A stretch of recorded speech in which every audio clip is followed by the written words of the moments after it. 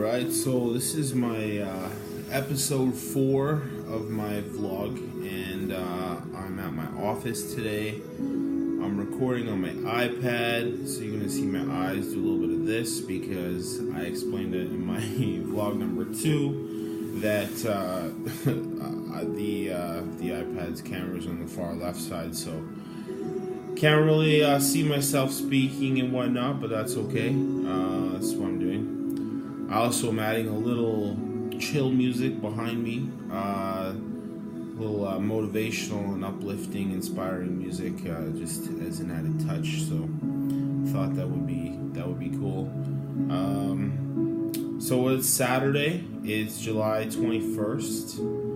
It's 8:30 in the morning, and I actually woke up this morning at about 5 a.m. and I was watching some different YouTube videos on people talking about successes and just habits of highly successful people. I did read the book by Stephen Covey, The 7 Habits of Highly Successful People, when I was much younger, but they all still hold true. But something I'm trying to work on is creating some better habits in my life and creating some better repetition in terms of what I'm doing on a daily basis and having a little bit more consistency. So it's cool seeing little things happen in work. Something I've done for myself with my weight loss goals is I started intermittent fasting, and I started to do a more keto focused diet. So and I've been doing that consistently now for about 3 weeks, and I've seen some really good results, and I've lost about 15 pounds further than where I started doing that 3 weeks ago. I feel great. I have lots of energy, and I also enjoy the food that I'm eating. With the keto diet, you eat a lot of high fatty foods, high protein, low carb. Just try to avoid all sort of processed foods. But yeah, I all the types of foods that you can eat on there. I love eating bacon and avocado and eggs and just any type of proteins I always love. So it's like pretty easy for me to do it, and it's like something that makes me pretty happy to eat those types of foods and then still lose weight. So that's cool. Keto makes you burn. It uses your fat for energy versus other sources. If you're constantly only giving yourself those things, and then the intermittent fasting is kind of just an accelerator, putting your body into ketosis quicker. So yeah, those two things work well for me, and we'll see where I go from here. So another thing with forming habits, these things that I've kind of looked at doing in my life and wanting to change. So people, a lot of like CEOs and the Steve Jobs of the world, these revolutionary people who did a lot with their lives, in their mission and everything. They found that getting up at like 5:30 or something like that, around there, just opens them up to having a few more hours than everyone else in the day. And I always didn't really buy into that sort of thing. It's not like I haven't known about getting up early, but I kind of brushed it off because I felt like, well, if I'm working for myself, I can work any hours I want. So any 8 hours of working doesn't matter when I start, doesn't really matter when I finish. I'm always working every day anyways, so it's more of a lifestyle choice, and I have the luxury and freedom to do what I want. So I just never made it a priority for myself, or never thought that it'd be important. I don't have a job to start by X time, so that sort of thing. But after giving it some serious thought and thinking about the benefits of getting up at that type of hour and what that might force you to do, so your brain is just highly active when you first wake up. you have the highest amount of creative spark in your brain. You can get the most amount accomplished in terms of productivity at that hour. Also, figuring out it's sometimes really hard to do physical activity in the morning, like some sort of workout or exercise. But whenever I work out, I always feel great afterwards, and I always want to just go and do something, or I'm just motivated. And I think anyone who's done that knows that, I think, as well. So I was thinking that if I compare those two things up by getting up at that hour, as well as picking a time at like maybe a few hours after I wake up, like 5:30 if I get up, do my routine, either have a shower or have had a shower the night before, but and then going like right to the office at that type of hour, or jumping on my laptop at home right away, but getting down to work right away for a couple hours, and then focusing on doing a physical activity maybe around 7:30, so a couple hours later. And then basically when you finish your workout, you're kind of starting your day at the same point as everyone else for the most part, 8:30, 9 o'clock type thing.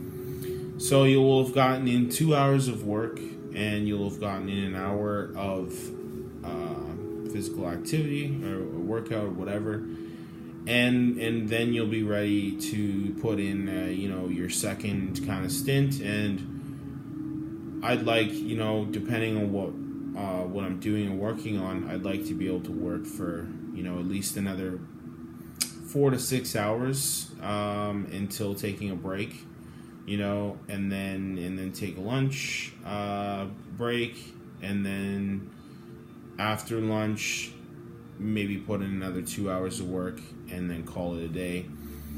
But I don't really feel that I can accomplish the things in 8 hours if I do it in a way where I start at like 10 or 11 o'clock.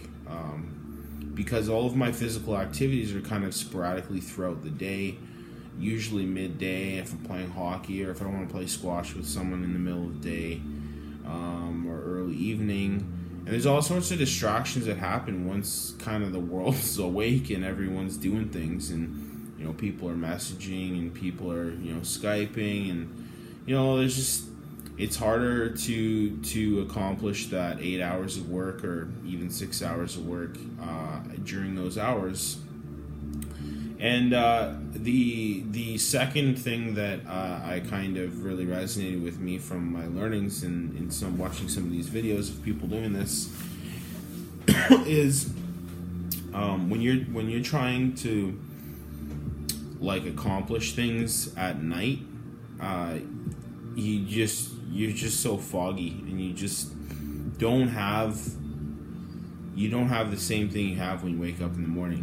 And I've thought that to myself. I'm like, I'm just gonna go home and I'll work from home, or I'll set up my computer in front of my TV and watch some shows and do work at the same time. And I just never do. And if I do, it's basically just a whole bunch of wasted time, because you're what you might accomplish in a couple hours, you could probably do in 15 minutes if you had all of your focus. So I think being able to spend your time more on hobbies and just interests and doing fun stuff and all that, it's just best left for the evening time. And that's as well when everyone else is going to be more available for that kind of stuff. And it makes more sense. So ultimately, if you're going to be getting up at 5:30, you're going to be going to bed probably like 10, that sort of thing. So you're going to get tired earlier, and I just think it's a really positive routine for myself to really try and do, and do it for like a consistent amount of time. I've gotten up early in the past, but not in a consistent fashion and not in a structured way. So I'd like to set that habit up in my life, much like I've done with intermittent fasting and keto, and I've seen some immediate results from it, so I'm going to continue to do it. So I'd like to see what I can do with that type of schedule.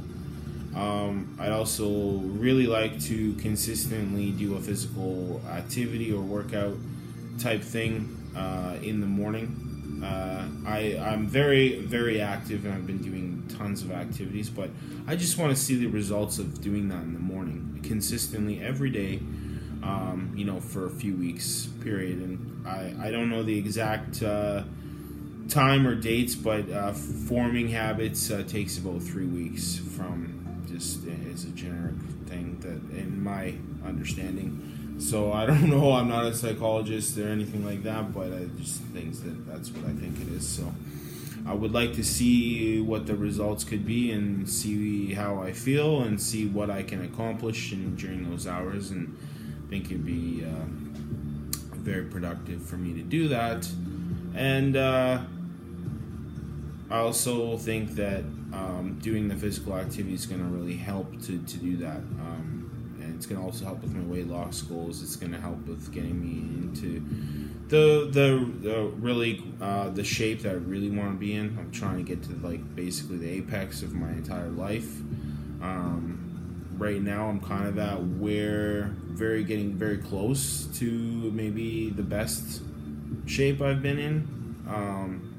Getting close to that, maybe when I was 18 or 19, but I still think I was a little bit skinnier, and I had just less body fat. So I would like to get down to that, below that, and I'd like to really focus on building core strength and improving all the muscle groups that I do for my sports. Improving hockey is always number one thing. Improving squash is kind of number two thing. And whatever's going to help me in those ways, it's fun. So maybe some sort of cross fitness class or Orange Theory or something like that might be cool to incorporate into, or a boot camp. I've done some of these things in the past, but never consistently. So it might be fun to add it in once a week or twice a week, just to see how it goes.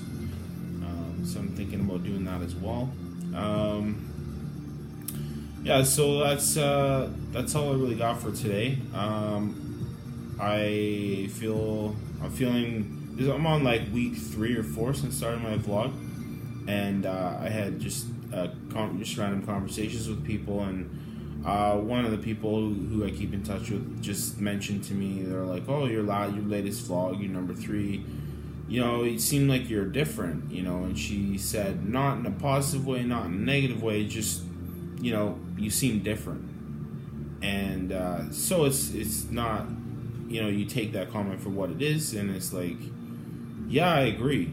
I don't disagree at all. I feel different, but it's hard to pinpoint what it is and why you feel different. But I think it's just it's cool to see change, and obviously I'm hoping for positive change. But it's cool to know and feel and just have others' observations in the same direction of things, being different. So that was cool. I appreciate your feedback. You know who you are. And I appreciate everyone who takes the time to just, watch my story and continue to be a part of it and interact with me along the way. So it's really awesome. And I hope everyone is having a great weekend, and I will talk to you next week. All right.